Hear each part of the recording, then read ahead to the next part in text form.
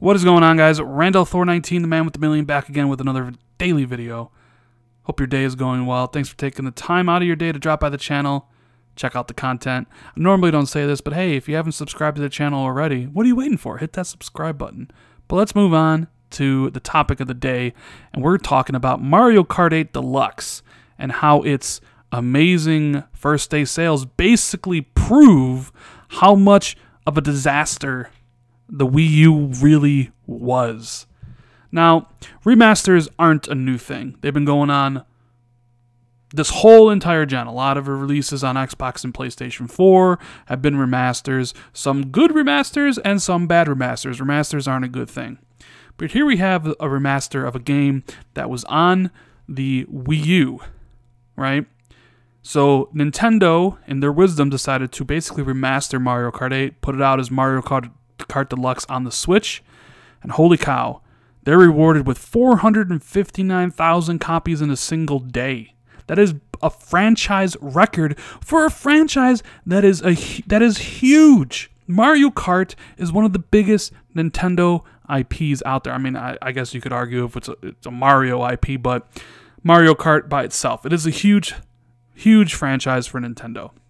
Now, the biggest selling Mario Kart Wii, only debuted to 459,000 in a month back when the Wii was super huge. This basically sold what that game did in a day. So who knows what's going to go on and sell. And this game came out on the Wii U and didn't sell very well, at least not, as well as it did right now. So here you have a game they took from the Wii U, they put it on the Switch, and now it's the best ever. The complete best ever. The fastest selling Mario Kart of all time. And people are having a lot of fun. The Switch is selling like gangbusters.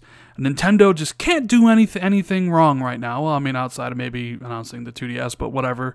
But man, does this not just show you how much of a disaster the Wii U really was, and how nobody bought that system? I mean, I know it barely outsold the Dreamcast, but my God, you go from the Wii, which they struck lightning with that, right? The casuals bought that system. It was such a huge success. Maybe not necessarily for third parties very much, but made them a lot of money.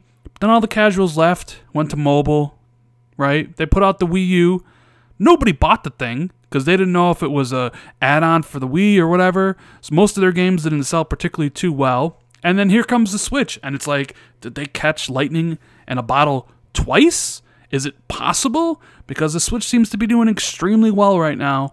They're like loading them on like airplanes to ship them out to places, which I guess is completely unorthodox for how video game systems are usually shipped, which I guess is probably over like a ship and not necessarily a plane because it's more expensive.